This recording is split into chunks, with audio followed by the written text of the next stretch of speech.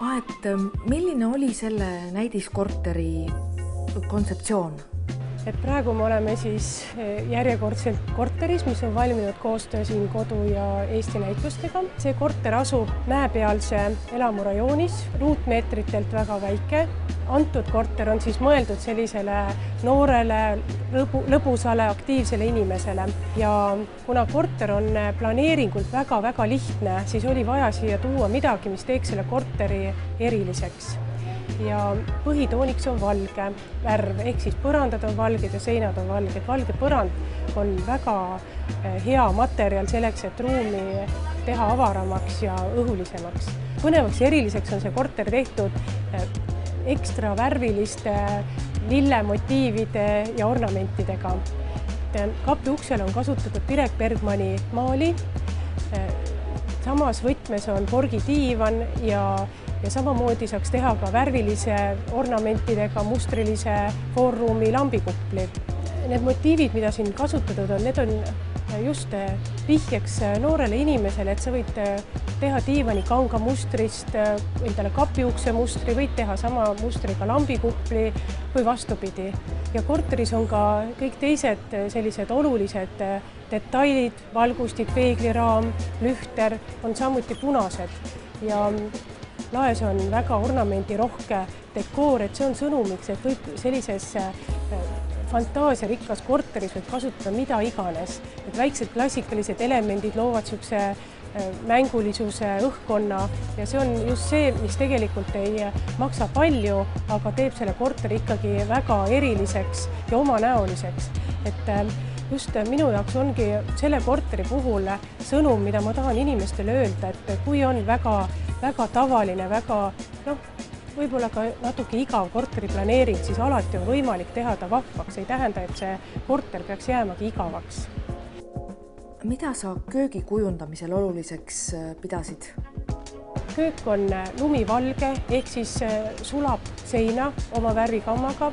Tööpind on lumivalge, tööpind on 12 mm täisplastik, mis on täiesti kiviomadustega ja kui nüüd köögi lahendusest rääkida, siis köögi disain on et ta siia ruumi sulanduks, et köögi tagumine front on maast laeni, et see väike köök midagigi mahutaks. Magamistuba on ka väga värvikas ja see ei jää sugugi alla elutoale.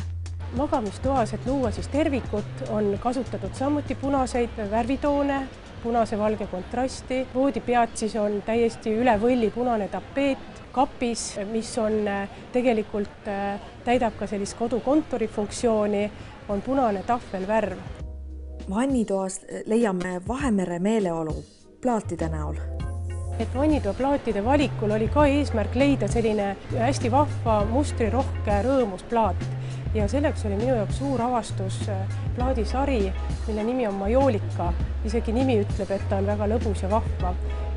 Seda plaati müüb firma Triston, mis asub Männikul. Sageli, kui on vaja hea hinnaga disainikat mööblit, siis ma pöördun Commoni kaupluse poole.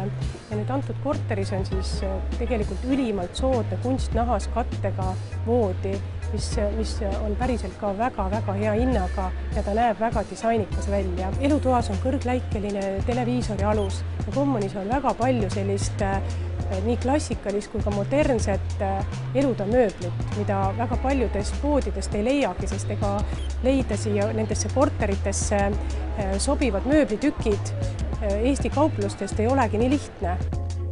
Ja radiaatorid on väga delikaatsed. Alguses ei pane neid kohe nagu tähelegi.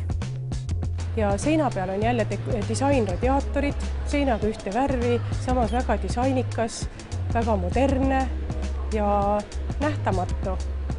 Korteris on Haapsalu uksetehase uued uksed Fancy ja nende uste kohta siis nii palju, et kui arvatakse, et uks on siis kas valge, igav või spoonitud ja nii-öelda eksklusiivsem, siis see on täiesti alternatiiv nii-öelda igavatele ustele.